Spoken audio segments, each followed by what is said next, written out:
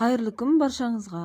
Бүгін сіздермен өте пайдалы, тез дайындалатын таңғы ас дайындаймыз. Бізге қажетті заттар: нан, жұмыртқа, авокадо, тұз, бұрыш.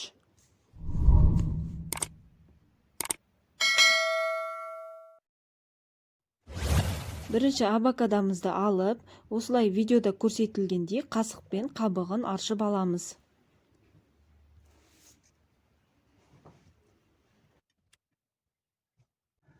Және авокадомызды шанышқымен жақсылап езіп аламыз. Тұз, бұрыш қосамыз дәміне қарай.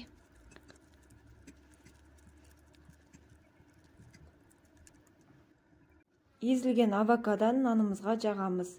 1 штук авокадо 2 адамдық порцияға жетеді.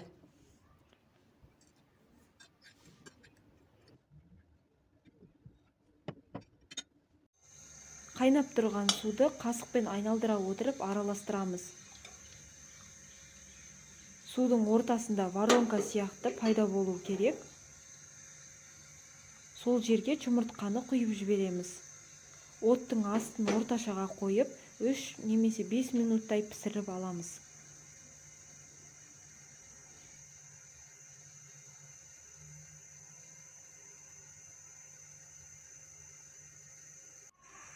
Жұмыртқамыз дайын болды.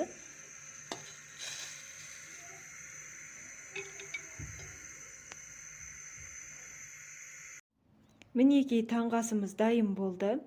Керемет, өте пайдалы ПП таңғы ас десе де болады. Сіздер де жасап көріңіздер.